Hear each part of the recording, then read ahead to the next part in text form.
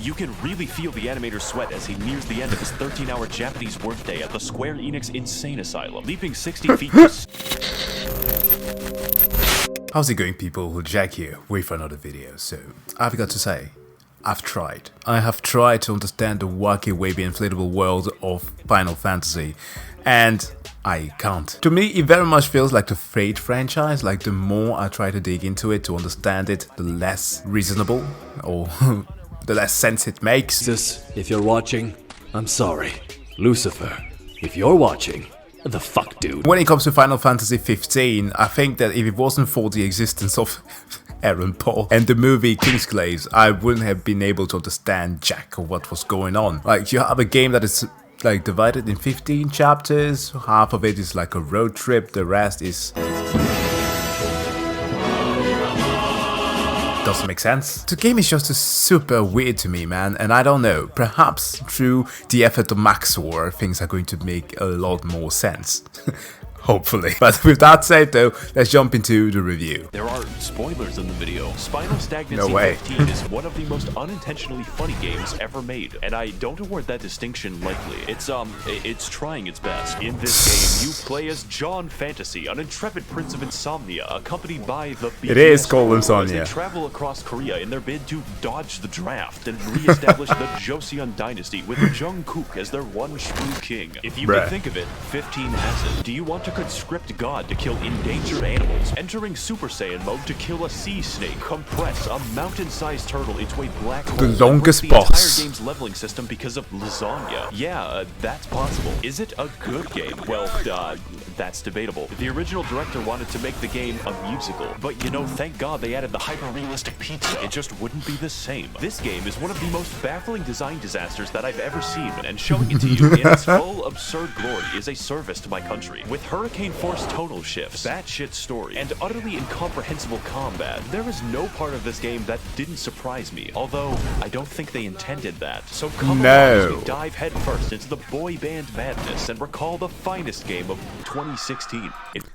If there's one thing that is worth saying about Final Fantasy, is that in terms of scenery, it's so well made. It's so well made. Like art style and everything from the Kingdom of Noctis. Wow, for some reason I was thinking about Noxus from League of Legends, but Noctis's kingdom, and also Helheim with the use of demons and all that. It's so freaking pretty, and I think that was most of the appeal, right? To have like a fully open world one before, of course, Final Fantasy 14 came into play.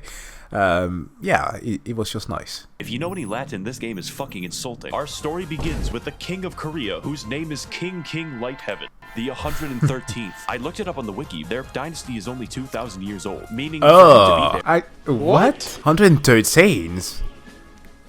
Ew. Every single male king must have fucked at 17. Maximum. He's busy disowning his son and our protagonist. Yeah, that's fast. Knight Lightheaven, in hopes that he will get some blonde bitch pussy. Noctis, my son, I have erectile dysfunction. It's here that we're introduced to our buddies, the BTS boys, and all of their unique mechanics. Quicksilver is a light Slovenian femboy who exclusively fights through Gladius is best boy, of course. Knowledge is a smart, calculating man who shanks you with rusty knives. And Sword Friendship is a burly, reliable bear who hits people with giant chunks of metal. With our friends assembled in our car out of gas, it's time to begin the game in earnest. Now, it's surprising to me that they actually struggled to push their car, since Noctis can deflect punches from a fucking giant. This sets in motion a series of quirky adventures to satiate the bloodlust of Park Ji-min. It's time to talk about that combat, or better known as a 19th century safari. Take that, Cecil the Lion. When it works, you're...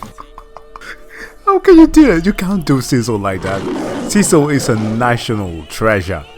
Damn it, max0r. Dashing between enemies, performing mid-air backflips, and teleporting around fast enough to burn my graphics card. For the other half, though, it's imbalanced as fuck. Let's go on a quest to explore a level 20 cave. In order to get there, you'll have to drive down the street, take the path, and fight the mandatory level 50 Anaconda snake. Endgame bosses are level 53. I'm not even 10 hours in. Fortunately, you could run right past it and straight into the instant kill crabs. I'm convinced they put this here by accident. There is no reasonable explanation. So how do we stop stop getting crabs like your dad. Noctis has 4 slots to use 4 weapons of various movesets, including swords, bigger swords, London resident, hydraulic press channel, rock on a stick, gun, and magic. Mind Freak is pretty cool, but bullets work a little faster. Each enemy reacts differently to each weapon, forcing you to switch up your playstyle, or alternatively, just hold down the sword button and watch the game play itself. I can just feel the variety. But by far, the best weapon in your arsenal is the point warp, which allows you to travel arbitrary distances at will. Oh, buddy, hang on. I see a pixel like 5 miles away. The primary contributor towards the game actually being fun is point warp. Even when I use basically. It to cheese the game. Not to mention, the animation budget is absurd. Every time you hit someone's back, every single time you parry a boss, for every boss, there is a unique animation. You can really feel the animator's sweat as he nears the end of his 13-hour Japanese workday at the Square Enix Insane Asylum, leaping 60 feet to stab a dog, a mid-air sword fight, and a triple backflip to dunk a crocodile. It's all here, and it's really janky. A common theme for Final Fantasy 15 is that it's fun when it works, but it doesn't often work. So before our thrilling performance in a fucking Dongduchon,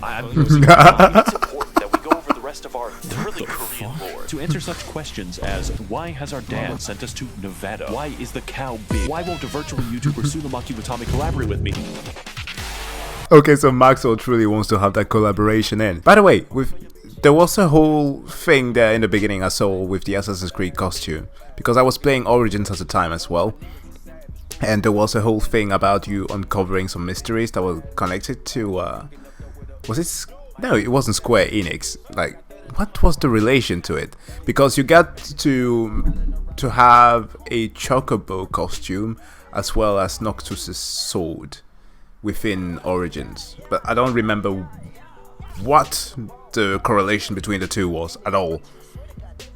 Ubisoft is doing weird stuff. Anyways, let's keep going. They made humans for fun. Big mistake. These include Ohio, the Wizard, the Snake, the Unsafe for YouTube, Unlimited Blade Works, the God of Breakdancing. The Tangled in particular was very helpful and told us how to turn on our stove. From this, the beautiful and powerful civilization of Solheim had risen to try and kill the gods immediately, presumably with enough nukes to make Belka look like Clown College. This, of course, forces the dancing deity to strike them down, creating demons and alternative political philosophies. This pisses everyone off and begins the First Korean War, forcing the gods to give the kings of Lucis some cool swag and the K-pop crystal, forever dividing humanity and preventing the manifestation of white people juche. So after the defeat of the Samba Scourge, the gods took a nap for like several thousand years, leaving the maintenance of Earth to the kings of Lucis, apparently seeing no problem with this. So anyways, the Niflheim Empire just takes over the entire planet using an army of juche Terminators. Their new goal is to kill all gods again, except this time while they're sleeping, and by the time our game begins, the kingdom of Lucis has retreated to one city. I guess the god's blessing is just shit. Now, what do you think happens the literal instant that you leave the city for an arranged marriage with the Empire?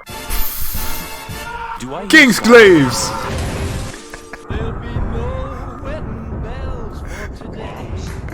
The fact that they needed an actual movie to explain everything that was going on there just shows you how stupidly complicated it is. There was not just the whole plot with the 6 guards, there's also the thing with the statues that you have to be aware of. The bad guy that almost kills Aaron Paul character at the end of the movie. Also, forget about it. Let's not get into it. I mean, I guess the plot has to happen sometime. I got spurs that jingle, jingle. This emotional and life-changing moment affects our protagonist greatly. Everything he's ever known has been destroyed, and nothing will ever be the same again. Hey, Noctis, you want to go ride some boys?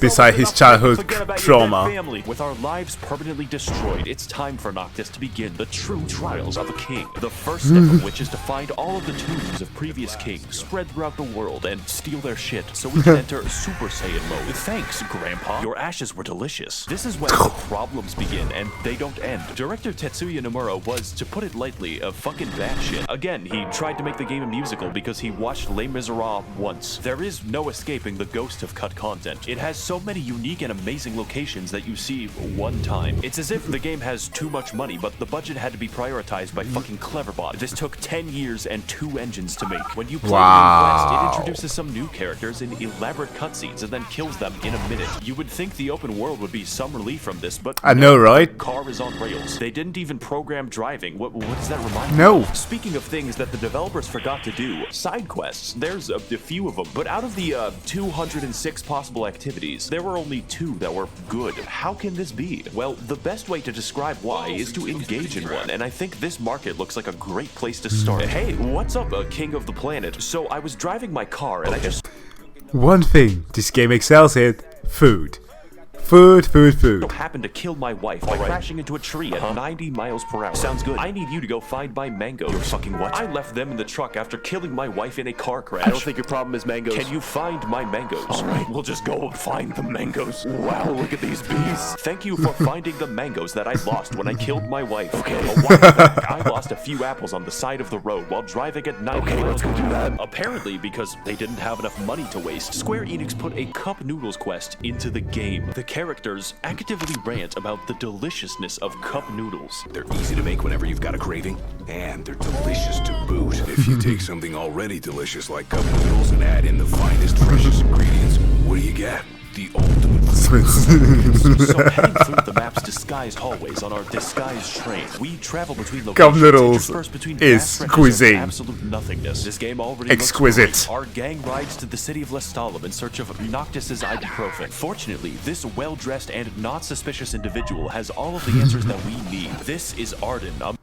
Ardyn is like Sam from Metal Gear Revengeance. He's freaking awesome. Man who is incapable of speaking normally. Aren't nursery rhymes curious things?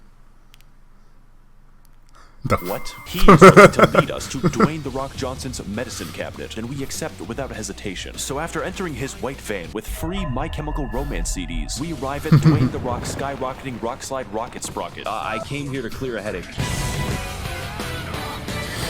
Can you For not smell? the god's power and defeat the Empire for good, he has to beat half of them up. Kind of like the Empire does, but he's the correct family of inbred designer dogs, so it's different. A prolonged and painful fight against Dwayne's masturbation arm ensues, really highlighting this game's focus on spectacle at the expense of my sanity. But eventually, we scratch his arm into respecting us, and he McFucking kills everyone in a 90-mile radius. Hello bitches, I'm with the Empire now, and furthermore, I've stolen your car. Get the fuck inside, or this volcano will turn your penis inside out. You know, it's very nice that Ardyn gave us a lift up twice. I wonder if we'll see more of him. Next on the list of gods to impress is Gandalf, who just kind of lives in the woods that we've already explored. I think they ran out of time for this one, because the only thing standing between us and him is one cave that you walk through it. And maybe romance a snake or two. Oh man, guys, she's real cute. I don't know what to say. Bada bing, Oh, God. bada doodle. We've got his approval. That took like 20 minutes. This game is more rushed than a fucking Chinese high-rise. From this moment going forward, the game has effectively destroyed all possible tension. By having Noctis be explicitly assisted by fucking Zeus, Final Fantasy 15 becomes a game about the gods being lazy. How's this for a mechanic? The god's help is summoned randomly. Oh man, Noctis, you're fighting like 90 demons down there? You can handle that, good luck. Don't worry, Noctis, I will be the one to save you from these 3 very threatening giraffes. You can thank me later. You know, we've gotten pretty used to this game. The vast open world, the fruit truck incident, or having a car. We'll throw that shit in the trash. But This wait. game turns from an open world adventure into a linear corridor halfway through. Although that's giving the open world a lot of credit. I don't think I'm going to miss this guy. From this point onward, we are eternally trapped in the cut content zone. The devs made a nearly perfect recreation of Venice with no side quests in it. Look at the detail of this town. Look at that. I mean, Beautiful it's architecture, freaking the unique ridiculous. art. I was there for 10 minutes. Once. It's actually impressive that they're willing to waste this much time. Even the NPCs in this town are just fucking off. The bartender for the only restaurant in the city wants to fucking eat you. What the fuck do you mean, Eldritch Abomination, Satoshi? Get back to the office right now and animate another 100 backflips. So after owning God 1 and God Nude, it's up to Noctis and the Bacchus to head to the Imperial capital and retrieve our K-pop crystal. That is until Ardyn shows up and he derails the entire fucking plot. Sup, bitch? It We turns need to out that talk. Ardyn isn't just with the Empire, he is the fucking Empire. Oh, and also he can teleport, is literally immortal, has stabbed my wife, and also is going to kill the fucking sun. All that we have to do to stop him is enter the city of Pyongyang and endure his weaponless cock and ball torture dungeon. This man has gone from helping us to literally trying to gas me. Of course, doing so to trap Noctis in a pocket dimension for 10 years and fight Again. the sun. That way, he can kill the gods and the true king while he's a consenting adult. If this all sounds confusing or stupid, stupid, don't worry, I don't have time to explain. You're totally free to watch the 5-episode anime series, animated episode Ardyn prologue, all 4-character DLC, and the full Kingsglaive Final Fantasy 15 movie if you want the full context for what's happening. That's a very ambitious of you. Tucker Square Carlson Enix. In disagrees. fact, they retroactively updated the game to contain scenes from the movie because it just didn't make enough sense. Now it's up to us to fight Ardyn in the future. This is of course the part where the developers realized they had too many bosses since this game was planned as well as the Great Leap Forward. So they Oh, that shit. is some pacing. Not to mention, they're all very difficult. One might say absolutely unplayable. As it turns out, valuing your own time by not playing the shitty fetch quests gives your experience vastly below what is expected. We aren't even strong enough to fight the big snake. I could go back and do some quests if I was fucking stupid. No, we're going to do something much worse. Oh, So the what we're gonna lasagna do thing is he travel talked back in about. time to Venice and endure the 5 minutes of gondola riding. You cannot Beautiful, skip it. but We goddamn. do this to head to the cannibal restaurant and dine on some photorealistic lasagna. This step is non-negotiable. Next, what you're gonna want to do is time travel further in the past to Nevada. Watch out for this guy. He might try to steal. Oh, come on, Go New and Vegas. initiate the quest where you're supposed to fight the huge fucking Blastoise for 2 hours. You can try to summon God, but he is powerless against the big turtle. Congratulations, you've unleashed unstoppable death into this world, and now it's up to you to destroy it. This is the Omega ring of Blastoid. Lucia. You get it after visiting the 2-hour ball twisting dungeon and can be used to compress enemies out of existence. For no discernible reason, it works. way. Instantaneously killing him via compression into XP. stealth object. That is a lot of XP. Now, XP is a I had no idea. Well, I guess some people are idiots like myself, who like to grind and find out if the game actually has content. Okay, that was dumb. I'll never doing that again. Thank you for the tip. and only when you sleep, and can be enhanced by sleeping in a hotel, which is multiplied by 3 if you eat lasagna. It's time to travel back to the future into an alternate fucking timeline where we've gone Garfield, and by editing the past in Nevada, we have altered the future. Congratulations, you now have the XP equivalent of 3 giant turtles. The game is over. Why even play anymore? All that's left is to strut back to the Ardyn gauntlet and let the game play itself. Just take caution when time traveling that you do not get absorbed into the eternally falling hellscape. Now we can break through Ardyn's big cocoon using the help of each god individually. AKA Boston. Although they apparently can't just kill him because that would free me from this nightmare. Your wife's ghost also shows up, and I'm gonna be honest, I forgot that Luna Freya was in the game because she's a walking plot device. The game has no autonomous women in it. Very based of you, Japan. No. As for the ending of the game, it's Well, everything except that the for developers had left over. the Big chicken in the God, beginning. Fuck it, he's in the game now. Breakdancing man. From the You didn't garage. do it, just put him in the geometry. Hey Noctis, I need your help to retrieve 10 metal after I killed my wife. I thought I was done with this. And of course, killing Noctis's grandparents with a fucking bazooka. So by the time we've reached what is essentially the Joker, I can say with confidence that I am fucking done. It's very fitting that Ardyn's only motivation as a villain is to personally screw with me until the final battle, because that's exactly what the game has accomplished. The game even says it out loud. Spite's all that's kept him going. Really, you're gonna go with just spite. Killing Ardyn is pretty much a formality at this point, only made more expedient when God gets off his ass and actually helps me by ruining the final boss fight. What a cool mechanic. Much like the rest of the game, I don't know what's happening, and yet I'm winning. Now, as I watch Noctis painfully throw his body onto the various Today's names of light, subject, unconventional warfare tactics. the game even feels the need to be so ridiculous and dramatic. That was Noctis very nice fucking edited. Kills himself so that he can double kill Ardyn in the afterlife. But really, that's just part of the charm. Final Fantasy 15 realizes to some extent just how ridiculous it's being. The fact that it doesn't care for even a second how much money it throws away, how over the top the set pieces are, or just how fucked up the pacing is kind of endearing. That's why I compare that to the Fate franchise, you know. We've had such thing as, what's it called, unlimited budget works. Okay, so we are going to summon some heroes from the past to fight for the Holy Grail. Why? Because, duh.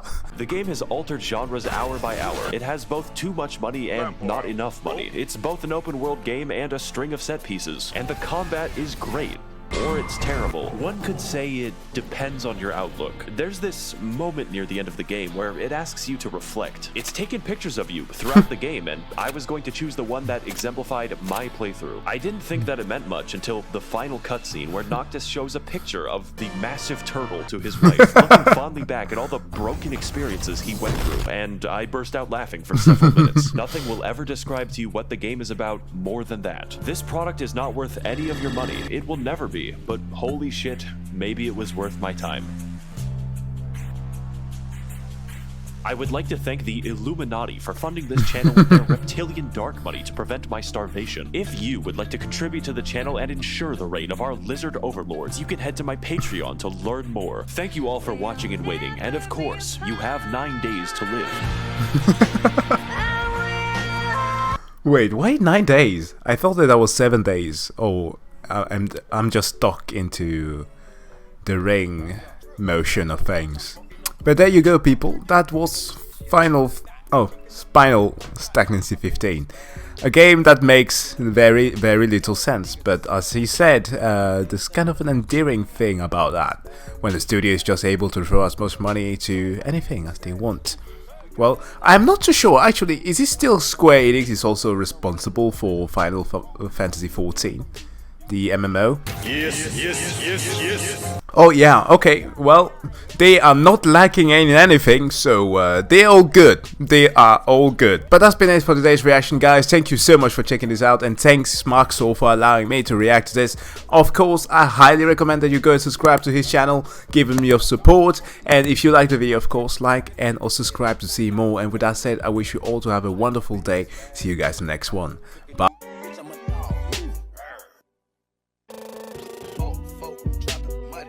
Space, kid, cut, drink, introduce me to your bitch's wife, and we know she slept.